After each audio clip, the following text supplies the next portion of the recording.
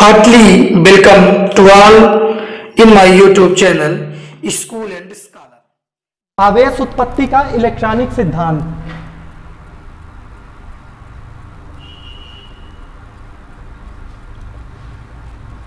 आवेश उत्पत्ति का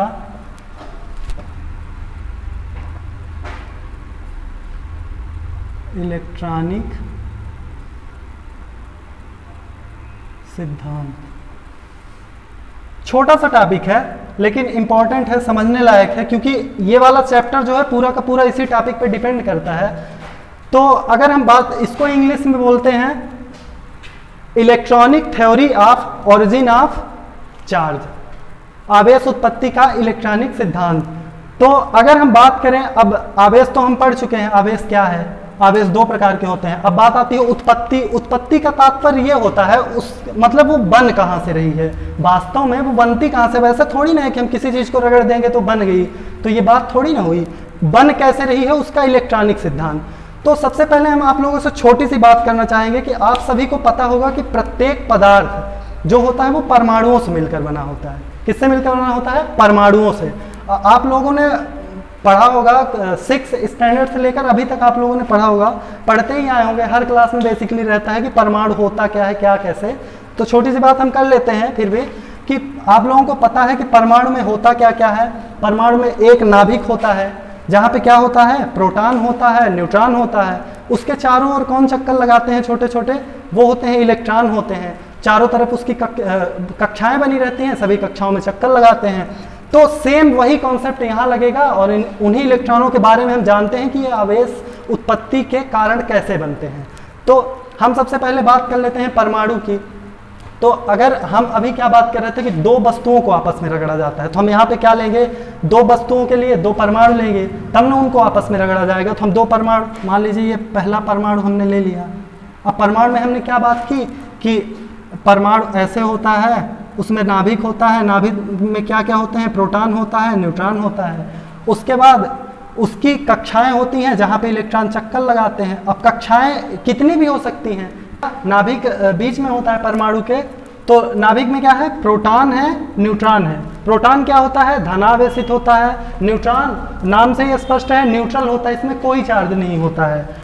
और इसके बाहर कक्षाएं होती हैं जिसमें इलेक्ट्रॉन चक्कर लगाते हैं, बहुत सारी कक्षाएं होती हैं परमाणु की में। अब यहाँ इलेक्ट्रॉन चक्कर लगाते हैं, यहाँ पे इलेक्ट्रॉन क्या करते हैं, चक्कर लगाते हैं। और इसी तरह अगर हम दूसरा ले लेते हैं, दूसरे पदार्थ को जिसको कि आपस में रगड़ा जाएगा, तो दूसरा ले लेते हैं, इसी तरह दूसरा हो जाएगा। अब सेम उसी तरह होगा, नाभिक होगा, नाभिक में क्या होगा, प्रोटॉन होगा, न्यूट्रॉन होगा, और उसके चारों तरफ कक्षाओं में इलेक्ट्रॉन चक्कर लगाएंगे, इलेक्ट्रॉन। अब हम बात करते हैं कि विद्युत उत्पन्न कैसे होती है इनकी सतहों में। तो देखिए क्या है कि जो नाभिक के सबसे पास की कक्षाएं होती हैं, जैसे नाभिक की पास की कक्षाएं ये सबसे पास में है, इसके बाद ये दूर है, ये दूर है। जैसे जैसे हम नाभिक से दूर जाएंगे तो ये दूर की कक्षाएं हैं। तो इनको बोला जाता है, जो नाभिक से जितना पास में होता है, पास की कक्षाएं, उसे नाभिक से, देखिए नाभिक में क्या है, प्रोटॉन है, न्यूट्रॉन तो न्यूट्रल है, कोई मतलब है नहीं उससे। नाभिक में क्या है, प्रोटॉन है। प्रोटॉन पर क्या होता है, प्रोटॉन पर धनावेश होता है, इलेक्ट्रॉन पर क्या होता है, ऋणावेश। अब आप लोगों को पता होगा कि प्रोटॉन और इलेक्ट्रॉन दोनों के आवेश बराबर होते हैं, लेकिन वो जो है तो विपरीत होते हैं। एक पॉजिटिव होता है, एक निगेटिव। तो जब ये पॉजिटिव है, निगेटिव है, तो अभी हमने क्या पढ़ा, आवेश वाले में हमने क्या पढ़ा कि समान आवेश एक दूसरे को क्या करते हैं, समान आवेश प्रतिकर्षित करते हैं, और जो विपरीत आवेश होते हैं वो क्या करते हैं, आकर्षित करते हैं। तो आप देख पा रहे हैं कि ये पॉजिटिव है, निगेटिव है, तो विपरीत आवेश है, तो क्या करेंगे, एक दूसरे को आकर्षित करेंगे। तो जब आकर्षित करेंगे तो इससे ये आकर्षित होगा, तो ये दोनों एक दूसरे में बंधे रहेंगे। इसी कारण नाभिक के जो पास की कक्षाएं होती हैं उसमें उपस्थित इलेक्ट्रॉन को हम क्या बोलते हैं, बद्ध इलेक्ट्रॉन बोलते हैं। बद्ध क्योंकि ये बंधे रहते हैं। इसी तरह अगर हम यहाँ ये ऐसे चक्कर लगाते हैं, ऐसे चक्कर लगाते रहते हैं इलेक्ट्रॉन, ऐसे घूमते रहते हैं, ऐसे ऐसे घूमते रहते हैं। तो ये जो पास की कक्षाएं होती हैं ये बद्ध इलेक्ट्रॉन होते हैं। इसको हम क्या बोलते हैं, पास की कक्षाओं वालों को वाउंड इलेक्ट्रॉन, वाउंड इलेक्ट्रॉन यानी कि बद्ध इलेक्ट्रॉन, बद्ध इलेक्ट्रॉन वाउंड इलेक्ट्रॉन बोलते हैं। अब पास वालों की तो बात हो गई, अब बात कर लेते हैं जो दूर की कक्षाएं होती हैं। दूर की कक्षाएं, अब जैसे ये पास की हो गई, ये दूर की कक्षाएं हैं, ये दूर की कक्षाएं। तो जो दूर की कक्षाओं के इलेक्ट्रॉन होते हैं, तो अब देख सकते हैं कि पास वाले में आकर्षण बल अधिक होगा और जितना दूर जाएंगे आकर्षण बल घटता जाएगा। आपने चुंबक में अनुभव किया होगा कि जब चुंबक को पास लाते हैं तो वो एक दूसरे से आकर्षित होते हैं, और जैसे जैसे दूर ले जाते हैं तो कुछ दूर तक वो एक दूसरे के पास आने के लिए विरोध करते हैं कि हम पास जाएंगे। एक स्थिति ऐसी आती है कि उसके बाद अब वो उसके पास नहीं आना चाहते, मतलब वहां तक उनका चुंबकीय क्षेत्र समाप्त हो जाता है। तो वही चीज होता है कि ये कुछ दूर तक तो इलेक्ट्रॉन को बांध रखते हैं, लेकिन एक ऐसी स्थिति आती है जो सबसे बाहर वाली होती है, और उस बाहर जैसे जैसे हम बाहर चले जाते हैं तो एक ऐसा पॉइंट आता है कि उसके बाद ये उसको बांध नहीं रख पाते, उसे बोलते हैं फ्री इलेक्ट्रॉन, मुक्त इलेक्ट्रॉन। तो प्रत्येक पदार्थ में बद्ध इलेक्ट्रॉन होते हैं और मुक्त इलेक्ट्रॉन होते हैं, बाउंड इलेक्ट्रॉन और free electron. Free electron, free electron. तो हम दो चीजें अभी बात की है, बाउंड इलेक्ट्रॉन और फ्री इलेक्ट्रॉन, बद्ध इलेक्ट्रॉन और मुक्त इलेक्ट्रॉन। तो पास वाली जो कक्षा होती है वो बद्ध इलेक्ट्रॉन होते हैं, दूर वाले मुक्त इलेक्ट्रॉन। तो ये जो पास वाले हैं आवेश उत्पत्ति के इलेक्ट्रॉनिक सिद्धांत में आवेश उत्पत्ति के लिए उत्तरदायी नहीं होते हैं। एक बात आपको याद रखनी है जो सबसे इंपॉर्टेंट है कि जो बद्ध इलेक्ट्रॉन होते हैं जो नाभिक से बंधे रहते हैं वो आवेश उत्पत्ति के कारक नहीं होते हैं। आवेश उत्पत्ति के कारक कौन होते हैं, जो फ्री इलेक्ट्रॉन होते हैं, जो बाहर दूर कक्षाओं में रहते हैं, वही आवेश उत्पत्ति का कारण बनते हैं। उम्मीद करते हैं ये बात आप लोगों को समझ में आ गई होगी कि बद्ध इलेक्ट्रॉन और मुक्त इलेक्ट्रॉन क्या होते हैं। अगर आप लोगों को बद्ध इलेक्ट्रॉन मुक्त इलेक्ट्रॉन बातें समझ में आ गई है तो हम कह सकते हैं कि आप लोगों को आवेश उत्पत्ति का इलेक्ट्रॉनिक सिद्धांत समझ में आ गया है। अब बताते हैं कैसे। तो देखिए होता क्या है वास्तव में कि जब दो वस्तुओं को आपस में रगड़ा जाता है तो होता क्या है कि जैसे ये जो है, अब ये तो हमने दो अलग अलग बातें कर ली, अब बात करते हैं दोनों को एक साथ। तो जब दोनों को एक साथ हम रगड़ते हैं तो जो बाहरी कक्षा के इलेक्ट्रॉन होते हैं, बाहरी कक्षा के इलेक्ट्रॉन एक पदार्थ से दूसरे पदार्थ में ट्रांसफर हो जाते हैं। तो जब एक पदार्थ से इलेक्ट्रॉन दूसरे पदार्थ में जाएंगे तो हमें पता है कि इलेक्ट्रॉन ऋणावेशित होते हैं और परमाणु विद्युत रूप से क्या होता है, उदासीन होता है। जितने प्रोटॉन इसके नाभिक में होते हैं तो सभी कक्षाओं के मिलाकर उतने ही इलेक्ट्रॉन होते हैं। मतलब हम ये एक शब्द में कह सकते हैं कि किसी भी परमाणु में इलेक्ट्रॉनों की संख्या सदैव प्रोटॉनों की संख्या के बराबर होती है। तो जब संख्या बराबर है और कोई भी इलेक्ट्रॉन यहाँ से निकलकर यहाँ चला जाएगा, मान लीजिए उदाहरण के लिए एक हम एग्जाम्पल ले लेते हैं कि इसमें क्या है, इसमें हम प्रोटॉन और इलेक्ट्रॉन, प्रोटॉन हम मान लेते हैं इसमें 20 हैं और इलेक्ट्रॉन क्या है 20 है। हमने क्या बोला, प्रोटॉन और इलेक्ट्रॉन की संख्या बराबर होती है। इसमें मान लेते हैं प्रोटॉन 10 है और इलेक्ट्रॉन 10 है। इतनी बात समझ में आ गई। तो हम ये बोल रहे हैं, एक बात बताने की कोशिश कर रहे हैं कि जब इलेक्ट्रॉनों की संख्या यहाँ प्रोटॉनों की संख्या के बराबर है, यहाँ इलेक्ट्रॉनों की संख्या प्रोटॉन की संख्या के बराबर है, परमाणु विद्युत रूप से उदासीन होते हैं। तो उदासीन कैसे हो, जितना पॉजिटिव उतना निगेटिव, चार्ज कैंसिल हो जाएंगे, जीरो हो जाएगा, उदासीन है। अब हम ये बात कर रहे हैं कि जब दो वस्तुओं को आपस में रगड़ा जाता है तो एक वस्तु से इलेक्ट्रॉन निकलकर दूसरी वस्तु में चला जाता है। अब हम ये नहीं बोल रहे हैं कि इसमें से निकलकर इसमें आएगा कि इसमें से निकलकर इसमें से निकलकर इसमें भी जा सकता है, इसमें से निकलकर इसमें भी जा सकता है। अब ये डिपेंड इस बात पे करता है, इसका भी एक रूल होता है, ऐसे नहीं होता कि कोई भी निकल के कहीं भी चला जाएगा। इसका एक रूल ये होता है कि ये जितनी मजबूती से बंधे रहेंगे। अब जैसे हम बात कर लेते हैं कि ये इसमें 1 2 3 कक्षाएं हैं, इसमें 1 2 3, मान लीजिए इसमें 4 कक्षा होती, समझने के लिए है, एग्जाम्पल के लिए इसमें 4 कक्षाएं हैं। तो आप हमें ये बताइए कि ये ज़्यादा मजबूती से बंधे रहेंगे कि ये चौथी कक्षा वाले। तो आप हमसे ये कहोगे कि तीसरी कक्षा वाले ज़्यादा मजबूती से बंधे रहेंगे कंपैरिजन में चौथी कक्षा वाले, क्योंकि चौथी कक्षा दूर है। तो जब दूर हो जाएगा तो इसका जो आकर्षण बल है वो कम हो जाएगा ऑटोमेटिक। तो हम यहाँ देख पा रहे हैं कि जब 3 कक्षा तक है तो यहाँ तक का जो इसका आकर्षण बल होगा प्रोटॉन और इलेक्ट्रॉन का, तो इसके चौथी कक्षा के मुकाबले क्या होगा, कम होगा। तो जब इसका आकर्षण बल यहाँ कम है तो ये वाला कम बंधा है, कम इसकी मजबूती कम होगी, इसकी ज़्यादा होगी।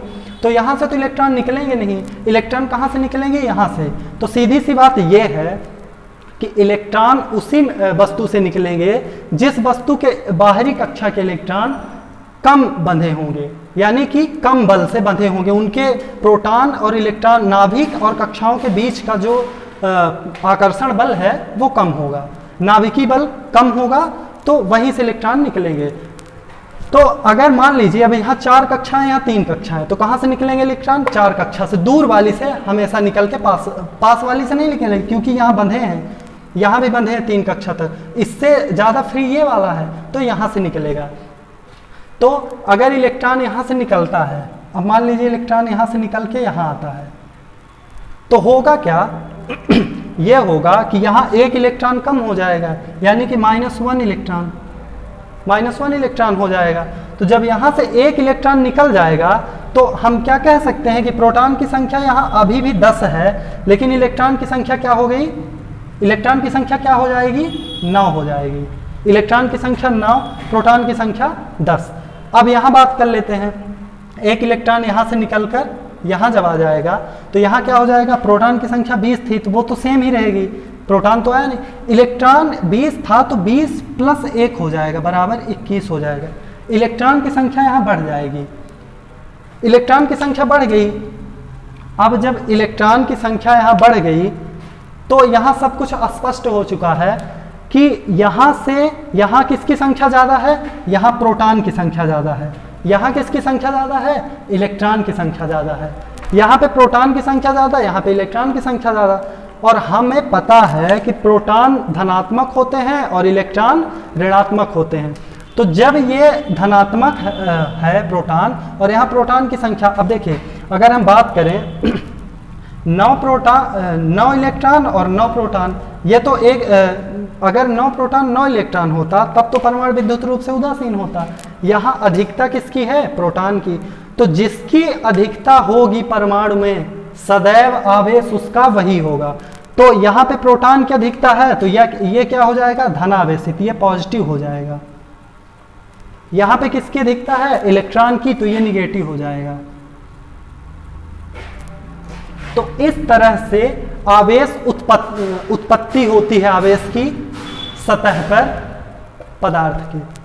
तो एक बात यहां से सिर्फ निकल के ये आती है कि जिस वस्तु से इलेक्ट्रॉन, जो वस्तु इलेक्ट्रॉन त्यागती है वो धनावेशित होती है और जो ग्रहण करती है वो ऋणावेशित। अब आपको पता है कि इलेक्ट्रॉन ऋणावेशित है तो ऋणावेशित ही होगी जहां ऋणावेश की अधिकता होगी।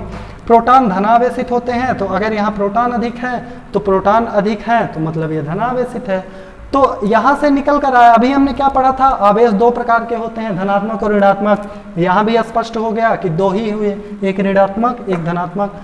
अब अगर इसका जस्ट अपोजिट होता तो क्या होता, अगर यहाँ 4 कक्षाएं होती, यहाँ 3 कक्षाएं, इलेक्ट्रॉन यहाँ से निकल कर यहाँ आते तो ये निगेटिव हो जाता, ये पॉजिटिव हो जाता। सेम वही कंसेप्ट लगेगा कि जहाँ पे प्रोटॉन की अधिकता होगी वहाँ वो वाला पॉजिटिव होगा, जहाँ इलेक्ट्रॉन की अधिकता होगी वो निगेटिव होगा। तो उम्मीद करते हैं कि आपको आवेश उत्पत्ति का इलेक्ट्रॉनिक सिद्धांत समझ में आ गया होगा। अब अगला टॉपिक जो है आपका, तो अगले टॉपिक की हम बात कर रहे हैं। तो अगला टॉपिक आपका निकल कर ये आता है कि ऊर्जा संरक्षण का नियम,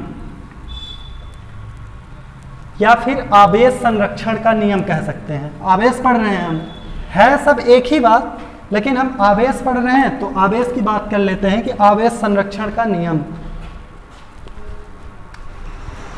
आवेश संरक्षण का नियम अगला टॉपिक है आपका, आवेश संरक्षण का नियम। अब देखिए ये होता क्या है, आवेश संरक्षण का नियम क्या है। अभी हमने क्या पढ़ा, अभी हमने ये पढ़ा कि जब दो वस्तुएं हों उनको आपस में रगड़ा जाता है तो आवेश उत्पन्न होता है। अब आवेश संरक्षण का नियम ये कहता है कि अगर कोई पृथक्कृत वस्तु, ध्यान से सुनिएगा ये शब्द है कंफ्यूजन करने वाला, पृथक्कृत और पृथ्वीकृत दो शब्द होते हैं। तो पृथक्कृत का मतलब होता है अलग, पृथक्कृत नाम से स्पष्ट है, पृथक मतलब अलग, पृथक्कृत का मतलब होता है अलग, अलग करना या अलग, अलग करना बोल सकते हैं, या अलग किया हुआ कुछ भी अलग। और एक होता है पृथ्वीकृत, पृथ्वीकृत, दोनों शब्द में भारी कंफ्यूजन होता है। तो हम बता देना चाहेंगे कि पृथक्कृत का मतलब होता है अलग और पृथ्वीकृत का मतलब होता है कि पृथ्वी से लगा हुआ, पृथ्वी से जुड़ा हुआ, पृथ्वी से जुड़ा। तो ये बातें आपके समझ में आ गई होंगी। पृथक्कृत का मतलब अलग होता है, पृथ्वीकृत का मतलब पृथ्वी से जुड़ा हुआ। हम बात ये कर रहे हैं कि कोई पृथक्कृत वस्तु, कैसी वस्तु, पृथक्कृत, पृथक्कृत,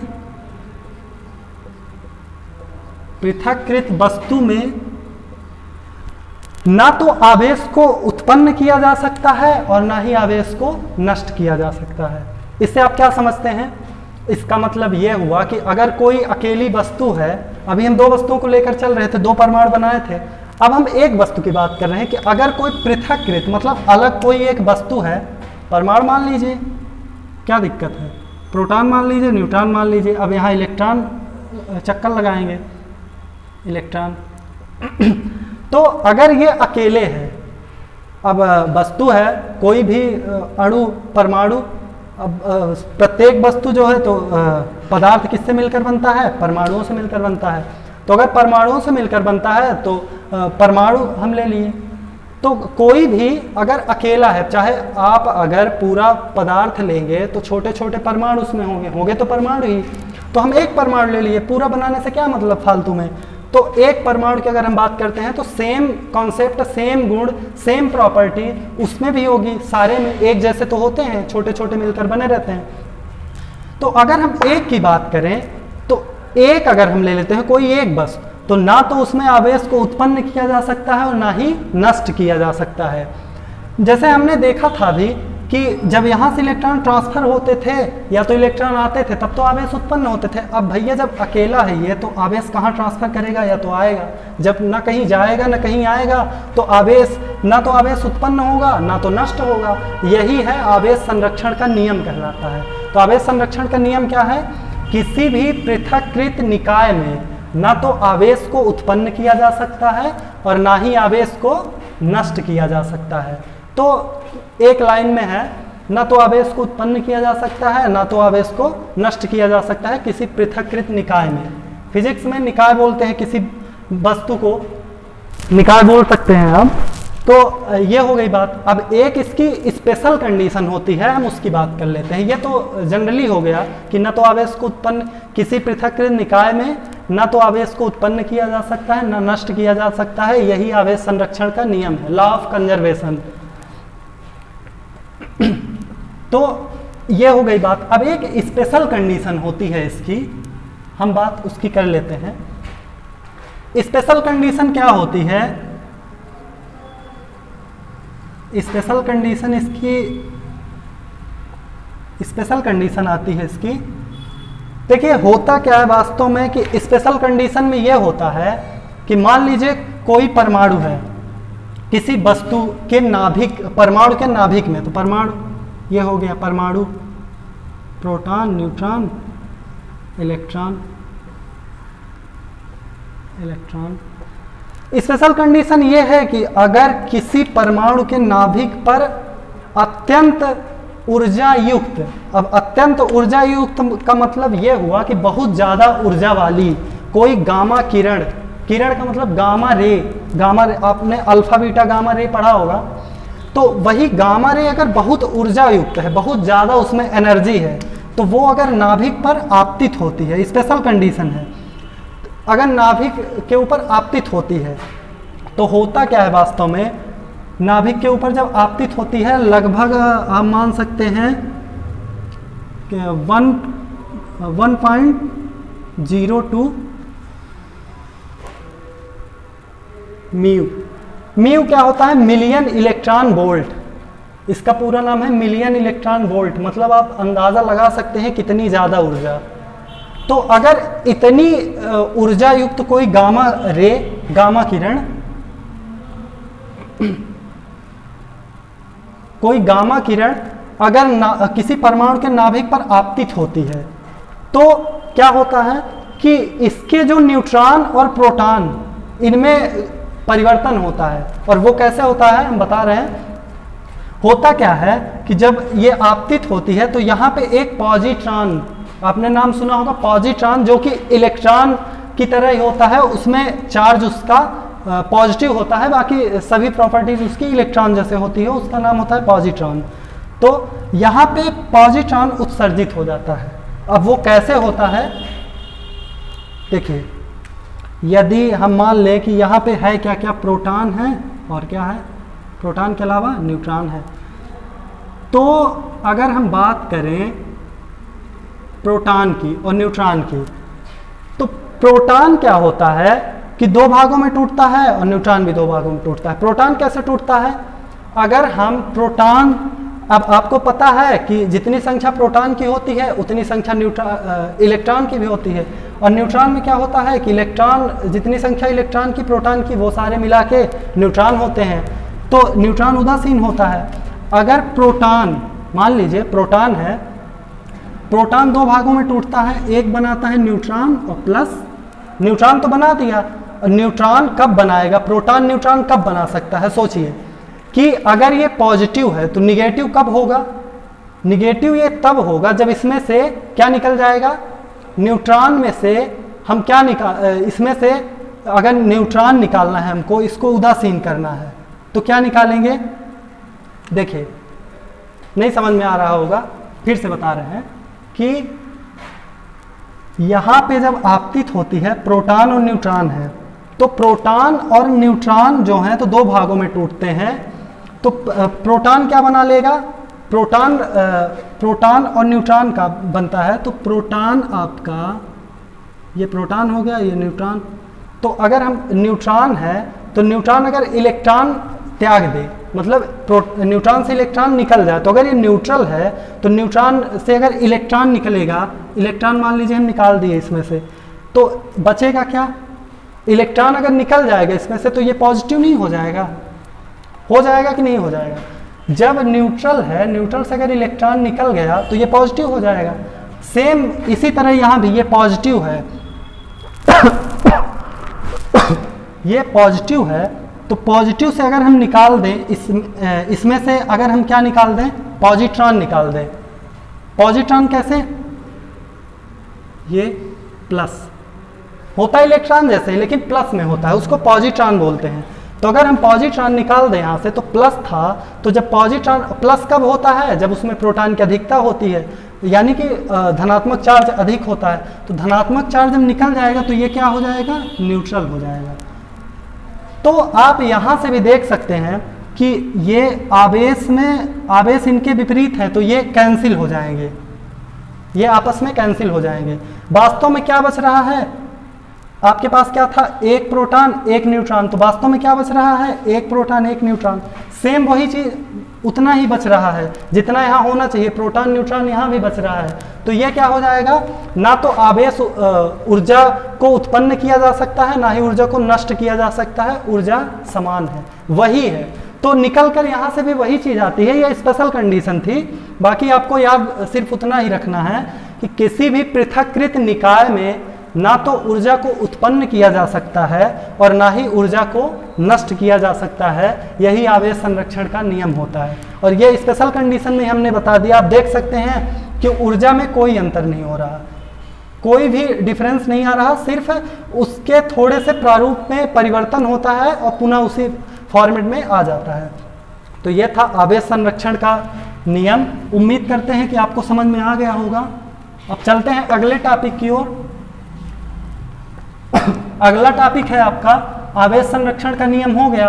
अब एक छोटा सा टॉपिक ये आता है आवेश का क्वांटीकरण, जिसको हम बोलते हैं क्वांटाइजेशन ऑफ चार्ज। आवेश का क्वांटीकरण बहुत प्यारा टॉपिक है और बहुत छोटा है और बहुत काम का है। आवेश का क्वांटीकरण, हो सकता है आपको नाम नया लगता होगा, है भी। तो आवेश का क्वांटीकरण होता क्या है, थोड़ा सा समझ लेते हैं। देखिए होता क्या है कि जितनी भी आवेशित वस्तुएं हैं, चाहे वो धनावेशित हो, ऋणावेशित हो, जो भी निकाय हैं, जितने भी न्यूट्रल हो, जो भी हो, तो आवेश का क्वांटीकरण का जो नियम है, नियम बोल सकते हैं या क्वांटीकरण भी बोल सकते हैं, नियम भी बोल सकते हैं, कोई दिक्कत नहीं। तो आवेश क्वांटाइजेशन ऑफ चार्ज की बात हम कर रहे हैं। तो होता ये है कि कोई भी चार्ज पार्टिकल है तो उसमें जो आवेश होगा, जितना भी होगा, थोड़ा हो बहुत हो, जितना भी हो, वो होता कैसे है, उसका रूल ये है कि एक इलेक्ट्रॉन पर उपस्थित आवेश का पूर्ण गुणज होता है। पूर्ण गुणज का मतलब क्या होता है कि हम उसको अनिश्चित रूप से डिवाइड नहीं कर सकते। उसका एक निश्चित रूल रहेगा, जैसे इंटू में रहेगा इंटू 1, इंटू 2, इंटू 3, मतलब अनिश्चित रूप से उसको ऐसे डिवाइड नहीं कर सकते अपॉन में। जैसे कि किसी पार्टिकल में 1/4 आवेश है, ऐसे नहीं बोल सकते, या तो 1 होगा, या तो 2 होगा, या तो 3, या तो 4, ऐसे पूर्ण गुणज के रूप में होगा। तो आवेश का क्वांटाइजेशन सिर्फ इतना है कि किसी भी आवेशित वस्तु में उपस्थित आवेश की मात्रा एक निश्चित मात्रा में इलेक्ट्रॉन, या बोल सकते हैं कि इलेक्ट्रॉन पर उपस्थित आवेश का पूर्ण गुणज होता है। तो इसका एक फार्मूला होता है Q = ±NE। हम आपको बता देते हैं ये होता क्या है। देखिए Q हुआ आपका आवेश। आवेश जो है, आवेश आपका सदैव बराबर होगा किसके, NE। E आपका होता है इलेक्ट्रॉन। तो एक इलेक्ट्रॉन पर जो भी आवेश होता है तो उसका n होता है नंबर ऑफ, यहाँ नंबर होता है, कुछ भी नंबर हो सकता है। अब जैसे मान लीजिए इसमें जो भी आवेश है तो यहाँ आप नंबर लिख सकते हैं। नंबर का मतलब आप समझते हैं प्राकृतिक संख्या है, 1 2 3 4 5 इन्फिनिटी। तो एक इलेक्ट्रॉन पर उपस्थित आवेश का पूर्ण गुणज ही तो होगा, कुछ भी आप रख लीजिए। अब आपको पता है कि इलेक्ट्रॉन का आवेश क्या होता है, आवेश होता है, एक इलेक्ट्रॉन पर जो आवेश होता है वो होता है 1.6 × 10⁻⁻19। तो ये एक इलेक्ट्रॉन पर आवेश होता है। अब बात यह है कि मान लीजिए कोई आवेशित वस्तु है, आवेशित वस्तु का जो आवेश होगा, Q हम किससे डिनोट करते हैं, Q को, Q हमारा क्या होता है, आवेश। आवेश होता है किसी वस्तु पर, निकाय में जो आवेश है उसको हम किससे डिनोट, तो Q कितना होगा, किसी वस्तु का आवेश जो होगा तो वो एक इलेक्ट्रॉन पर जितना आवेश होता है उसके पूर्ण गुणज के रूप में होगा। तो कैसे हम कह सकते हैं, हम ये कह सकते हैं कि 1.6 × 10⁻⁻19 या तो इतना होगा, या फिर इंटू 2 होगा, या फिर इंटू 3 होगा, या फिर 4 होगा। 1.6 × 10⁻⁻19, 1.6 × 10⁻⁻19, 1.6 × 10⁻⁻19, ऐसे करके हम कहीं भी, कितना भी, तो मतलब जितना आवेश होगा वो पूर्ण गुणज के रूप में होगा। ये ऐसे नहीं हो सकता कि 1.6 × 10⁻⁻19/2, कभी नहीं होगा, असंभव, इम्पॉसिबल, ये हो ही नहीं सकता। अगर आप कहो कि 1.6 × 10⁻⁻19/4, हो ही नहीं सकता, गलत है। जब भी होगा पूर्ण गुणज के रूप में होगा। 1 गुना, 1 गुना होगा, 2 गुना होगा, 3 गुना होगा, 4 गुना, कितना भी होगा, हमेशा पूर्ण गुणज के रूप में ही होगा। तो n क्या होता है, ये n हम यहाँ बता देते हैं आपको। n = होता है number E is equal to होता है electron, Q is equal to होता है चार्ज, जिसको बोलते हैं आवेश। तो यहां से तीनों बातें स्पष्ट हो चुकी हैं। N आपका हो गया नंबर, E हो गया आपका इलेक्ट्रॉन, Q हो गया आपका चार्ज। तो Q बराबर Ne, ये होता है आवेश का क्वांटीकरण का फार्मूला। Q बराबर N प्लस माइनस Ne, अगर या तो पॉजिटिव होगा या तो निगेटिव। अब यहाँ प्लस माइनस का मतलब ये है कि जैसे अगर प्रोटॉन पॉजिटिव आवेश होगा तो प्रोटॉन होगा, निगेटिव आवेश होगा तो क्या हो जाएगा, निगेटिव आवेश में इलेक्ट्रॉन। अब आप ये कह सकते हैं कि आपको पता है कि इलेक्ट्रॉन और प्रोटॉन का जो आवेश होता है वो पॉजिटिव निगेटिव होता है, लेकिन होता यही 1.6 इंटू 10⁻⁻19 सेम होता है, लेकिन इलेक्ट्रॉन का निगेटिव और प्रोटॉन का पॉजिटिव। तो यहाँ प्रोटॉन रखेंगे तो ये माइनस हटा के प्लस कर देंगे, अगर यहाँ पे इलेक्ट्रॉन रखेंगे तो प्लस हटा के माइनस कर देंगे, इसलिए हम दोनों लिखते हैं प्लस माइनस। यहाँ आप इलेक्ट्रॉन भी रख सकते हैं, प्रोटॉन भी रख सकते हैं। तो जो भी अगर पॉजिटिव आवेश होगा तो प्रोटॉन, निगेटिव आवेश होगा तो इलेक्ट्रॉन। तो हम ये कह सकते हैं कि जो भी आवेश होगा तो वो पूर्ण गुणज के रूप में होगा, यही एक चीज़ यहाँ से निकल कर आती है। तो फाइनली हम क्या कह सकते हैं कि किसी भी आवेशित वस्तु में जो भी आवेश होगा वो एक इलेक्ट्रॉन पर उपस्थित आवेश का पूर्ण गुणज होगा सदैव, कभी भी उसे अनिश्चित रूप से विभाजित नहीं किया जा सकता। तो ये होता है आवेश का क्वांटीकरण। तो उम्मीद करते हैं कि आपको समझ में आ गया होगा आवेश का क्वांटीकरण। तो हमारा अब अगला चैप्टर क्या है, आवेश की इकाई, यूनिट ऑफ चार्ज, आवेश की इकाई। तो हम देख लेते हैं उसको।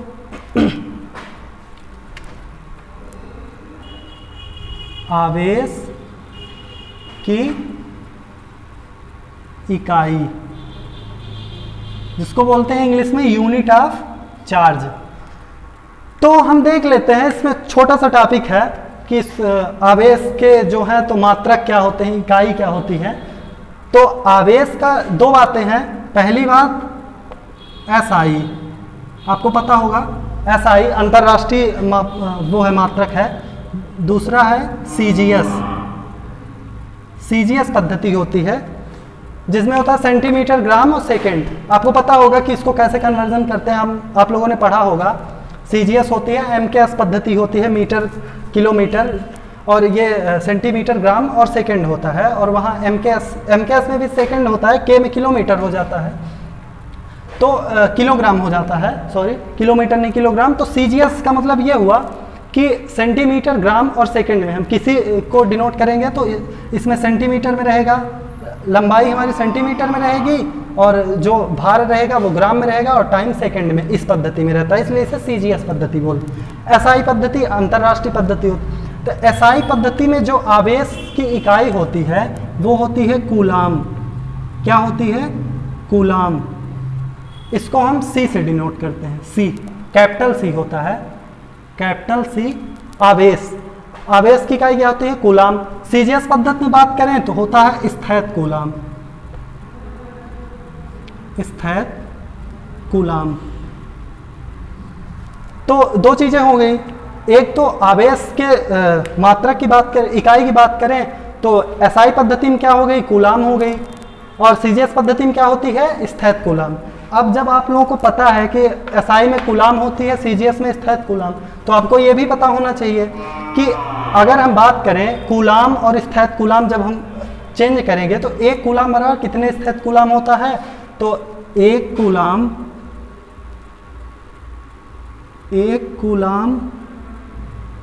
इज इक्वल टू होता है 3 × 10⁹ स्थैत कूलाम। ये होता है इसका मात्रक, आवेश की इकाई। SI पद्धति में कूलाम, CGS पद्धति में स्थैत कूलाम बोलते हैं। और एक कूलाम बराबर कितना होता है? 3 × 10⁹ स्थैत कूलाम। ये हो गई। अब ये तो कूलाम जो है तो इसकी आवेश की बहुत बड़ी इकाई होती है कूलाम।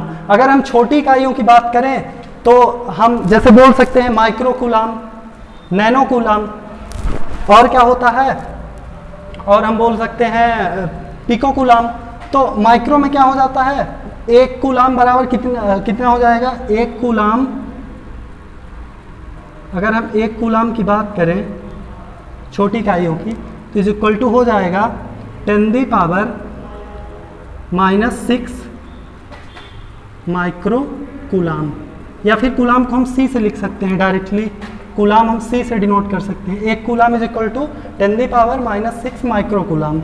अब अगर नैनो की बात करें तो 1 कूलाम इज इक्वल टू होता है 10⁻⁹ नैनो कूलाम। एक और इसकी यूनिट होती है जिसको पिको बोलते हैं, तो इतना काफ़ी होगा आपके लिए, पिको में -12 हो जाता है।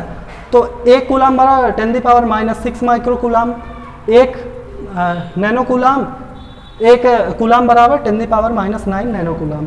तो ये हो गई यूनिट की बात।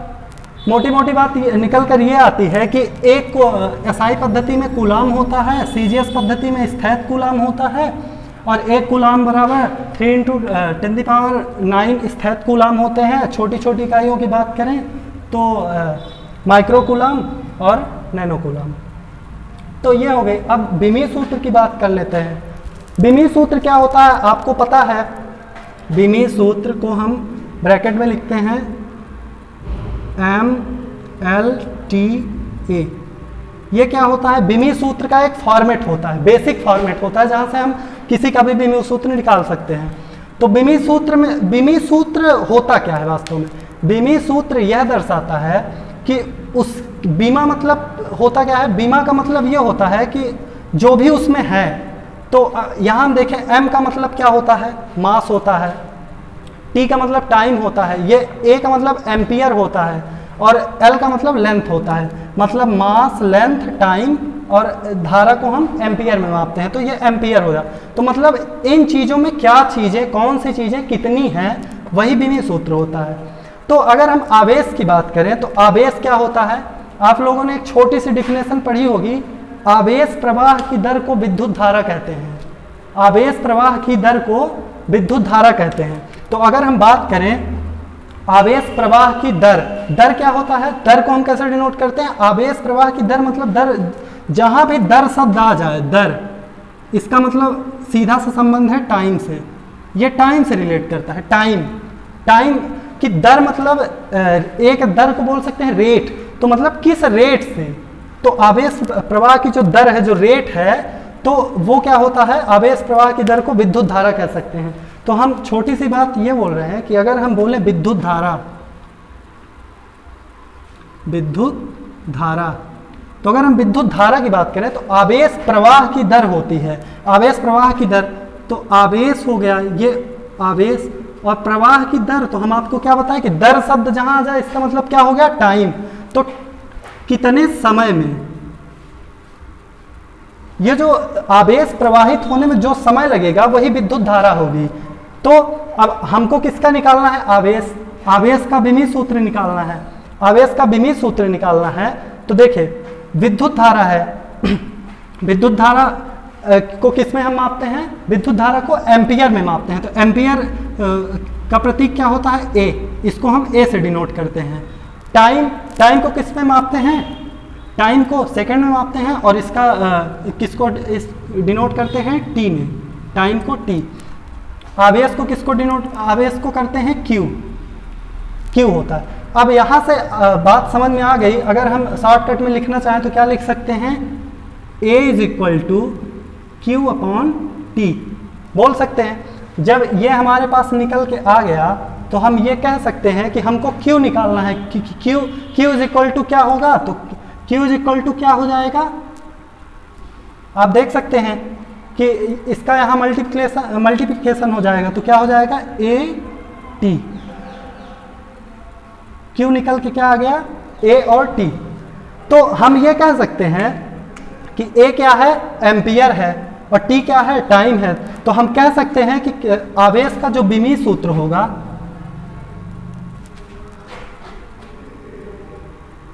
आवेश का